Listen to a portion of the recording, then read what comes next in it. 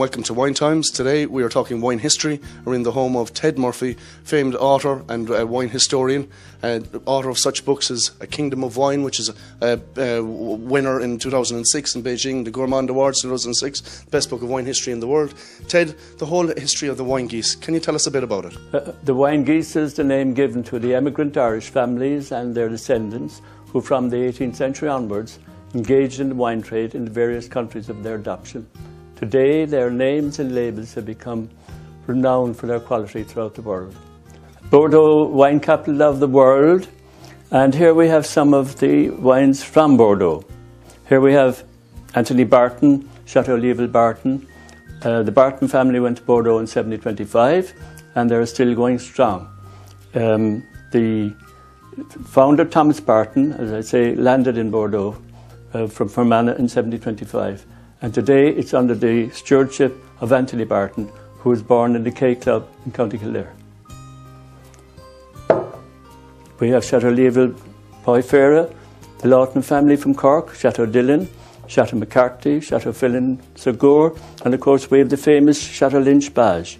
The origin of Chateau Lynch Bage started with Thomas Lynch, who came from Galway to Bordeaux in the 17th century, the late part of the 17th century. Here we have Pontac Lynch, another chateau owned by the famous Lynch family from Galway. We have today one of the new generations, Alistair Burke, who is from Kildare, like Anthony Barton. We have here the Edmund Burke, the famous Edmund Burke, the politician. The chateau is owned by Alan Meay de Burke, again from Galway.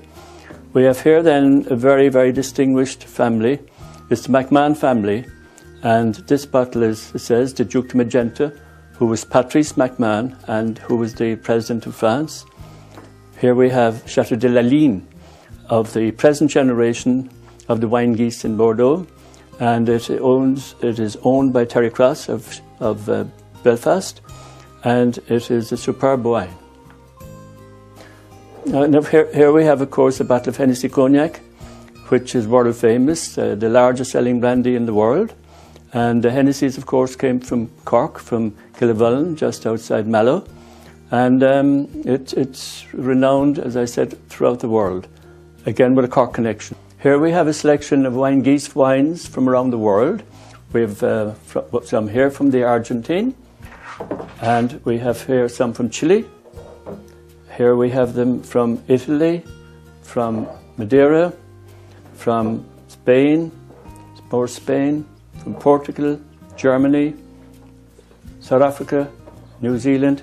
This wine here, of course, is showing the very famous James Joyce, the writer, and this wine here, coming from Switzerland, was his famous wine. And it's mentioned in Ulysses. The Irish pioneered a lot of California wines, particularly in Los Angeles, where you had fellows like Matthew Keller, who came from Cork. He was educated in Trinity. He toured the world and ended up in Los Angeles in about 1860, and he became one of the pioneers of California wine, which is quite remarkable. There's a street in California, in Los Angeles, called after him today.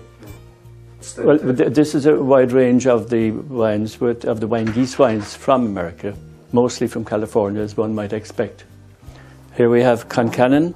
James Concannon came from the Aran Islands, and it's remarkable that a man coming from the Aran Islands should go into the wine business, and he was very successful at it. We have Paul Dolan, whose family came from Enniscorthy in County Clare. Dolan would be one of the leading winemakers today in America. We have Sean Larkin, whose father came from Ballinasloe. Here we have Toomey. Toomey is from the family of the Silver Oak family, which Silver Oak is probably one of the leading Cabernet Sauvignons in America. This is one of the products that they have, which is one of the top Merlot in America. And I was told the Toomey name is after the mother of the present owner of Silver Oak. Based in Napa Valley. Based in Napa Valley. Here we have Dr. Kennefic, very, very prominent doctor. His family came from Cork also. Here you have Limerick Lane. Limerick Lane is the name of a region in Sonoma County in California. and it's made. The wine is made by Collins, whose family came from not very far from here in Carrigaline. This is Magnum, as you can see, and it's from the Sullivan family, again in Napa Valley, and again from County Cork background. And you have Robert Foley, another one from California, another one from that part of the world. Very, very prominent winemaker. Undoubtedly one of the leading winemakers in America. Here we have Fitzpatrick, again, one of the Wine Geese families, and all his labels have an Irish context. As you can see, this one is Tiernan-Og. Now, Tiernan-Og is in Irish, and all his labels are in Irish. Here we have Francis Manny. Francis Manny is from, he was pioneer of Pinot Noir actually in California, and he comes from Napa Valley, but his family came from West Cork. Here we have an interesting one insofar as that it's the wine of the farm made under the jurisdiction of the Mayor of Bordeaux, who is Gavin Newsom, and Gavin Newsom family came from Cork. Here we have a very interesting one insofar as that's Jim Barrett. Jim Barrett said that he's as Irish as a potato, and he was conceived, he says, in Morford, born in Chicago, and this particular wine is a historic bottle of wine insofar it was part of the Judgment of Paris. Now, the Judgment of Paris was when somebody decided, Stephen Spurrier, I believe, to have a tasting competition between the wines of Napa Valley and the wines from France. Top wines from France, top wines from Napa Valley. This was in 1976. The Americans won both red and white wine sections, this being the winning one in the Chardonnay. And here we have Dumal, which is Kerry Murphy, another man who's Cork Kerry associations. Dumal is one of the top Pinot Noir wines now in America.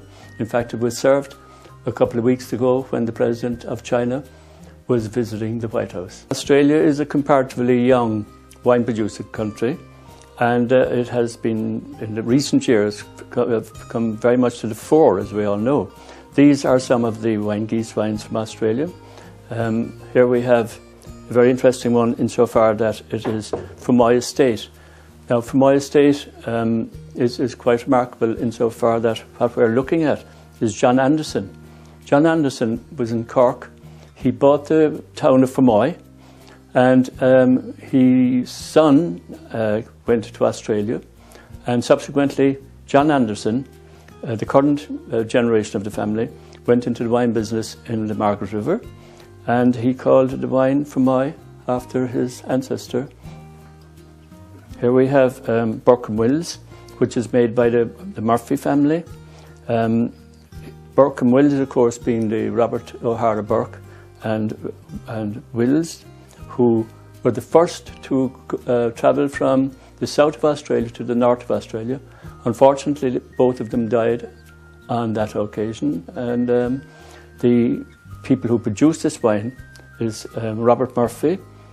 Robert's grandfather was actually with both Burke and Wills on this epic journey, and he brought back all the notes that they'd taken at a certain distance. Here we have Thomas Hyland, Penfolds. Thomas Hyland also came from Cork, and he eventually ran the whole world-renowned company of Penfolds in the early days.